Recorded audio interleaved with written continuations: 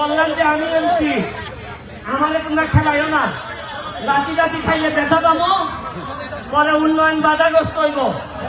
এরা আমারে কথা দিল যে ভাই গোল দিয়ে দিব, হাত টান গেল, গোলের কোনো লক্ষণই নাই। এই লাস্টে আমি উঠলাম, আর উঠার পর টিমও ভালো খেলা শুরু করলো। এইটা কি জানেন? এইটারে বলে নেতৃত্বের প্রতি যদি বিশ্বাস থাকে, তাইলে কোন যোগ্যতা সম্পন্ন মানুষ নিয়ে বঙ্গবন্ধু সোনার বাংলা বানানো যায়। আমি নাইমুজ্জামান মুক্তা ভাই আর চেয়ারম্যান কই মিলন আছে। আমি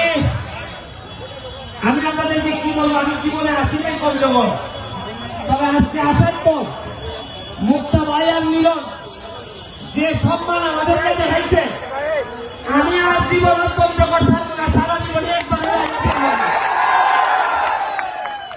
আর যদি মুক্তা ভাইয়ের আগে আমি মন্ত্রী হই, তাহলে আমি প্রথমবার এইখানে আপনারা যা চাইবেন তাই দিয়ে দেবো। আর মুক্তা ভাই আছে কথা দিয়ে যান, আমার আগে যদি সে মন্ত্রী হয়, তা আমার এলাকায় কিছু দিবে না। আপনারা কি বলেন? সাক্ষী রেখে গেলাম। এইখানে আছে আমার সিদ্দিক ভাই, সৈয়দপুর, আপনারা যে বিমানবন্দর, এখানে এমপি। সবচেয়ে ভালো জিনিস কি জানেন? আগে একটা ফুটবল খেলা হইলে 2 জন চেয়ারম্যান মাস্টার, এখন কত উন্নত হয়েছে। একটা খেলায়, একটা ইউনিয়নের খেলায় আমরা 3 জন পার্লামেন্ট মেম্বার আপনাদের সামনে উপস্থিত আছে। এখন আস্তে আস্তে আমাদের জবাব দিতে আসতেছে। আমাদের যে সম্ভাবনার জায়গা আপনাদের পঞ্চগড়, আমি যদি আগে জানতাম তো বহু আগে আসতাম। আর আমি যদি আগে জানতাম এত সম্ভাবনা, তাহলে নাইমুজ্জামান মুক্তা ভাইয়ের সাথে আগেই খাতে করতাম। আমার খাতিরটা হয়েছে এমপি হওয়ার পর। তবে আপনাদেরকে একটা কথা বলি, শুনেন। আমি এখানে আইসি, আমার কি লাভ হয়? আমি যে এই ঘামতে ঘামতে আইসি, বিমানে আইসি সকালবেলা উঠে, আইসা এখানে 3 ঘন্টা জার্নি করে আইসি আপনাদের এখানে, আবার 3 ঘন্টা জার্নি করে যাব। আমার প্লেয়ারগুলো এখন রওনা দিবে, 15 ঘন্টা লাগবে আমাদের হবিগঞ্জ যেতে। কি জন্য আসি জানেন? আমি এমপি হয়ে তো আর এখানে তো আমার কোনো কাজ নাই। আমার এলাকা ছেড়ে আপনাদের এলাকায় আসছে। আমার এলাকার মানুষ জিজ্ঞেস করে যে তুমি যে চলে গেলা বাংলা বান্ধা, আমাদেরকে কে দেখবে? আমার এলাকার মানুষকে বুঝাইছি যে আরে আমি গেলে তো শুধু আমার এলাকার মানুষের উন্নতি হবে, আর আমি যদি বাংলা বান্ধা যাই, তোমরা যদি আমার যাইতে দাও, তাহলে মুক্তা ভাই আর সিদ্দিক ভাইকে নিয়ে সারা বাংলাদেশের ফুটবলের উন্নতি হবে। ফুটবলটা আমাদের প্রথম প্রেম। এই ফুটবলটা নষ্ট হয়েছে বুঝলাই আপনাদের দ্বারে দ্বারে ঘুরে বেড়াই, এত ঘাম মাটিতে ফেলছে। আমার বিশ্বাস আমার মতো আর কেউ বাংলাদেশের 64টা ডিস্ট্রিক্টে এত ঘাম ফলেছে কিনা আমি জানি না। আমি আপনাদের জন্য দোয়া করে দিয়ে যাই। আপনাদের যারা ইয়াং আছে, তরুণ যারা আছে, তাদেরকে বলবো আপনাদের জন্য একটা মডেল ক্যারেক্টার আছে। এই মুক্তা ভাই একটা মডেল ক্যারেক্টার, তাহলে ফলো করেন কিভাবে এত দূর থেকে উঠে গিয়ে ঢাকায় একটা অবস্থান তৈরি করছে। আপনারা দেখেন সিদ্দিক ভাইকে আমাদের পার্লামেন্টে 8-10 জন বড় ব্যবসায়ীদের একজন, এবং এত মন ভালো মানুষটা, আমি কি বলবো, এত মন ভালো যে আমার যদি কেউ জিজ্ঞেস করে বই দিয়া দিলে কাদের মতো লুকতে দিতে হয়, আমি বলবো সিদ্দিক ভাইয়ের মতো লুকতে বই দিয়ে দিতে হয়। আমি আপনাদেরকে আমার হবিগঞ্জ, মাধবপুর এবং সোনারঘাট আমার এলাকা, আমি ওই জায়গার এমপি।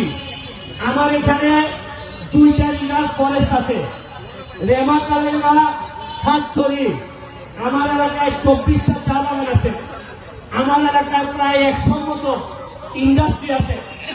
আমি দাওয়াত দিয়ে যাচ্ছি আপনাদেরকে, আপনারা পঞ্চগড়ের তেতুলিয়া এই উপজেলার যে মানুষই যাবেন, শুধু চেয়ারম্যান যে অথবা এমপি সাহেবকে খালি বইলে গেলেই হবে। আপনারা যে যাবেন, যে এইখানে যত বিপদ আপদ যা আছে, যদি কিচ্ছু না থাকে আমার নামে খাইয়া ফেলে চলে আসবেন। খালি বলবেন এই মেয়ে আবার টাকা খুঁজবেন, আমি ব্যারিস্টারের লোক। এখানে একটা লোক আপনাদের রাখতে হবে না। আমি 1 বছরের তাই সময় নিচ্ছি, 1 বছর পরে দেখবেন আমার এলাকায় আমি কিভাবে সাজাই দিই। আমি মুক্তা ভাইরে অনুরোধ করব, মুক্তা ভাই আপনি আমার এলাকায় আসেন, দেখেন আমি আপনার এলাকা দেখে গেলাম, আপনি আমার এলাকা দেখে যে সব জায়গায় উন্নতি করলে আপনাদের মনে জায়গা নেওয়া যাবে। আমরা যারা এমপি আছি তারা হয়তো আর কিছুদিন পরে এমপি নাও থাকতে পারি, কিন্তু আমাদের কাজ হইল আপনাদের হৃদয়ে বসবাস করা, বাকি জীবন মৃত্যুর আগ পর্যন্ত যাতে সম্মানের সাথে পৃথিবী থেকে বিদায় নিতে পারি, এইটাই আমাদের সকলের ইচ্ছা। আর এখন তরুণরা আছে, আমার হাত তুলে একটা কথা দিতে হবে, আমার ঘামের মূল্যের বিনিময়ে কথা দিতে হবে। আপনারা বলেন আপনারা পড়াশোনা করবেন কিনা? পড়াশোনা করার কারণে আজকে আমি ব্যারিস্টার হয়েছি, ব্যারিস্টার হয়ে আজকে আমি এত দূর আসছি। আপনারা আবার হাত তোলা বলেন যে কথা পড়াশোনা করবেন কিনা বলেন, মাদক থেকে দূরে থাকবেন কিনা বলেন আপনারা। আমারে যদি সামান্য ভালোবেসে থাকেন, আমারে যদি সামান্য আমার প্রতি আপনাদের যদি করুণা হয়, যে এই লোকটা সারাদিন ঘুরে বেড়ায়, শুনেন কতদিন বাঁচবো আর আমি জানি না, আমার যে শত্রু তাতে আমি কতদিন বাঁচবো তাও জানি না, তবে মৃত্যুর আগ পর্যন্ত আপনাদের হৃদয়ে আপনাদের দোয়া নিয়েই বেঁচে থাকতে চাই। আর আমরা এখানে যারা আছি তারা কথা দিচ্ছি, এমপি শপথ নেওয়ার পর যে জন্মস্থান হয় সে বাংলা হোক, তেঁতুলিয়া হোক, পঞ্চগড় হোক, সৈয়দপুর হোক, যে জন্মস্থান আমরা পাইছি রিজাইন করার আগে অথবা এমপি থেকে যাওয়ার আগে এর চেয়ে ভালো জন্মস্থান আমরা রেখে যেতে চাই। এটা আমাদের শপথ, এটা আমরা অবশ্যই পালন করব। এই কথা দিয়ে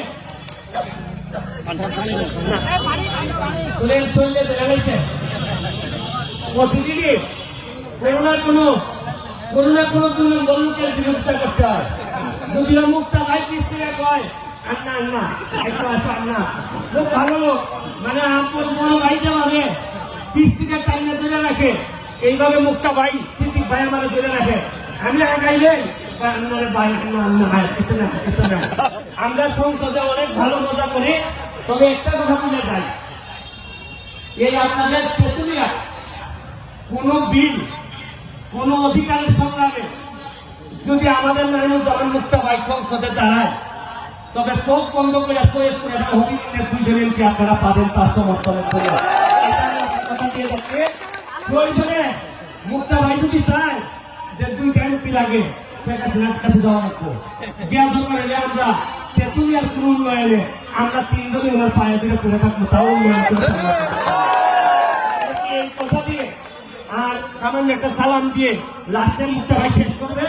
আপনি সৈয়দপুরে গেলে এই পঞ্চগড়ের মানুষের জন্য কি করবেন নাকি ঠকায় ছেড়ে দিবেন?